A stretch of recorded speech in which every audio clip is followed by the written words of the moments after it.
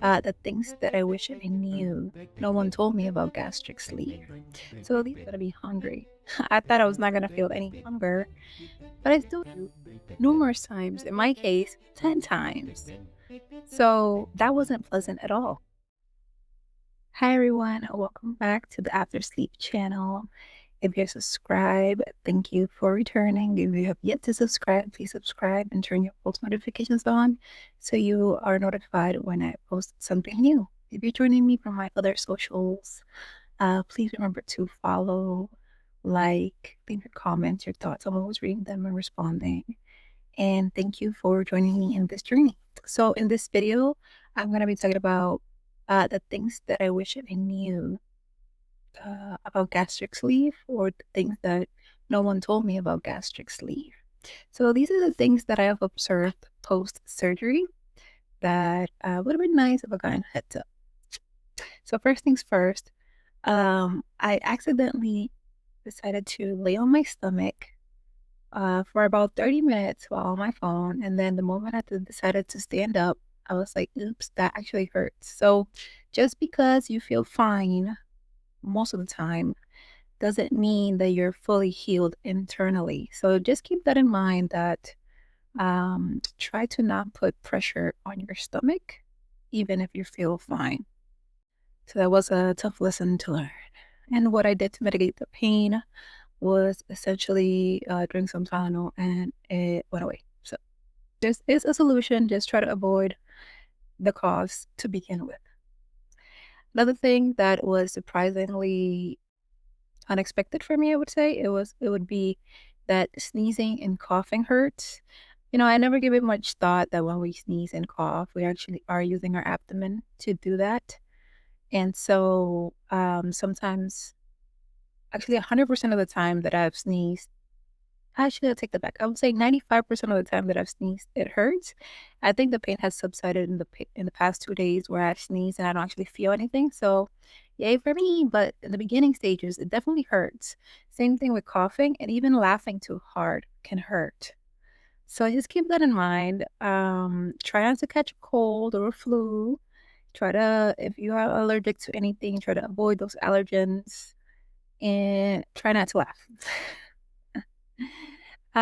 Another thing was that it was gonna be really tough to drink liquid. I was just thinking, or the amount of liquid that you needed to drink, especially in the beginning. I mean, I have to drink 64 ounces of water plus consume the amount of protein that I need to consume in a day.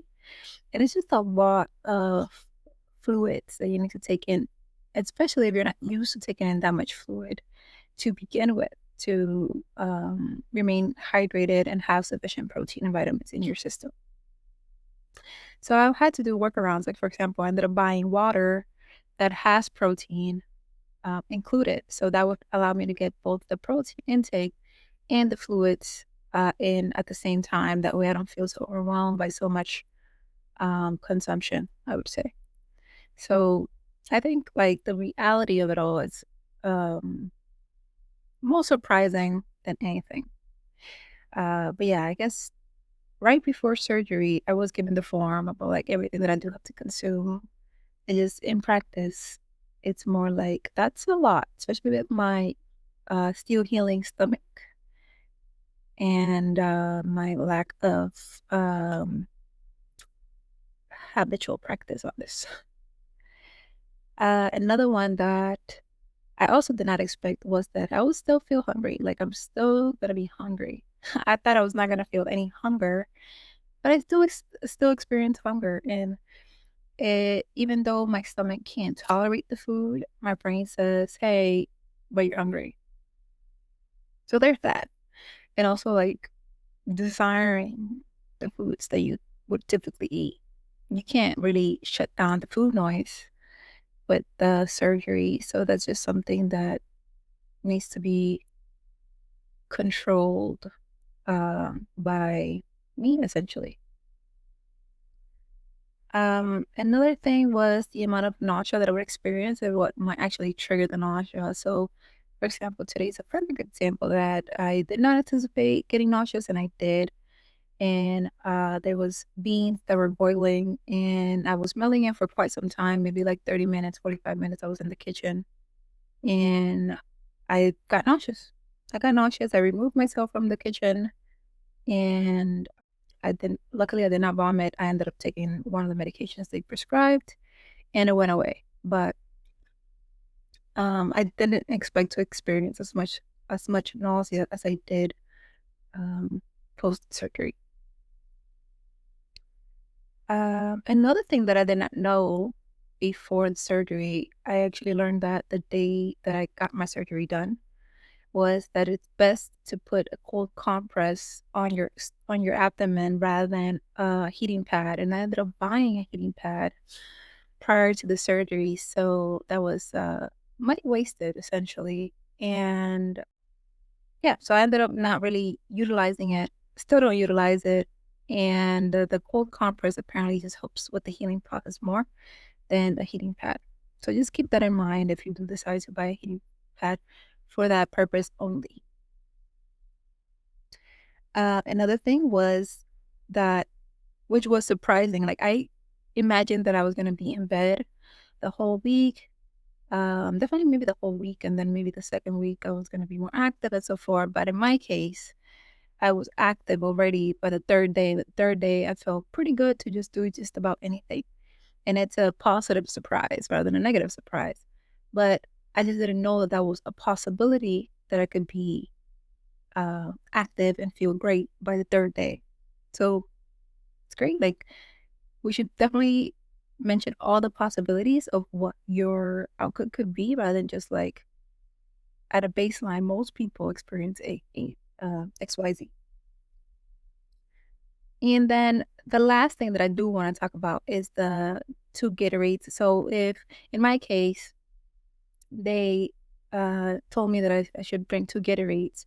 If a person maybe suffers from diabetes or prediabetes, they might have to check your blood to see if it's something that you should be able to consume, considering that it has a lot of sugar and sodium and carbs and so forth. So, in my case, they recommended it that I drink Gatorade um, the day before surgery and then the morning of the surgery. And but I was also informed that if I drink the Gatorade that I'm supposed to drink before the surgery, if I drink it too close to the time of the surgery can get canceled.